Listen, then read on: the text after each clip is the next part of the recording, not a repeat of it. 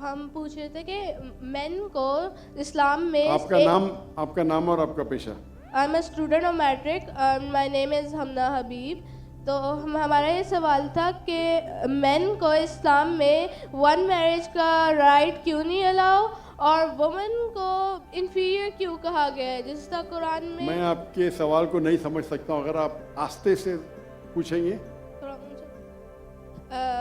Main को इस्लाम में एक मैरिज का क्यों नहीं मिला और वुमेन को इन्फीरियर, जिस तरह गवाही में एक मर्द के बराबर दो औरतें हैं, तो ऐसा क्यों?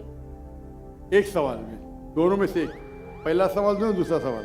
पहला बता दें। पहला बहन ने सवाल पूछा कि इस्लाम मज़हब में मर्द को एक से ज़्यादा शादी करने की इजाज़त क्यों है, तो ये सवाल था ना।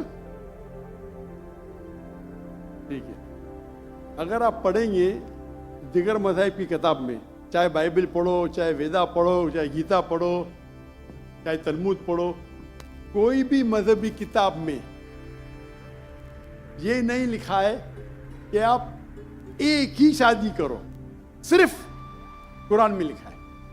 कुरान के अलावा आप कोई भी मजहबी किताब पढ़ो, चाहे बाइबल हो, चाहे वेदा हो, चाहे भगवत गीता हो, चाहे उपनिषद हो, चाहे तलमूद हो, कुरान के अलावा कोई भी किताब में नहीं लिखा है कि आप सिर्फ एक शादी कर सकते हैं।